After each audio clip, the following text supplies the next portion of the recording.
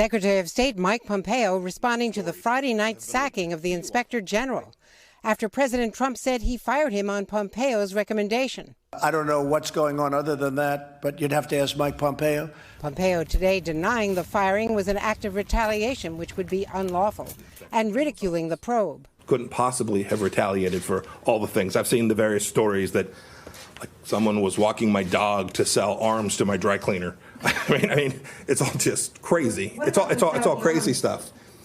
So I didn't have access to that information, so I couldn't possibly have retaliated. It would have been impossible. The Inspector General was investigating whether Pompeo ordered an aide to pick up dry cleaning and walk the dog, but also how Pompeo bypassed Congress to sell billions in arms to Saudi Arabia. Pompeo wouldn't answer questions about that today, but did lash out at one of the Democrats calling for an investigation, Senator Bob Menendez.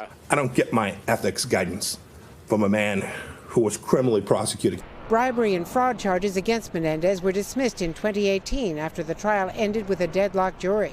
Tonight he is calling Pompeo's attack predictable and shameful. This is the fourth Inspector General who's been ousted in just 6 weeks. NBC News is also reporting Pompeo has gone beyond the practice of past secretaries, throwing lavish dinners at the State Department, largely for potential political supporters, with only a sprinkling of diplomatic guests, all at taxpayer expense. Hey, NBC News fans, thanks for checking out our YouTube channel. Subscribe by clicking on that button down here, and click on any of the videos over here to watch the latest interviews, show highlights, and digital exclusives. Thanks for watching.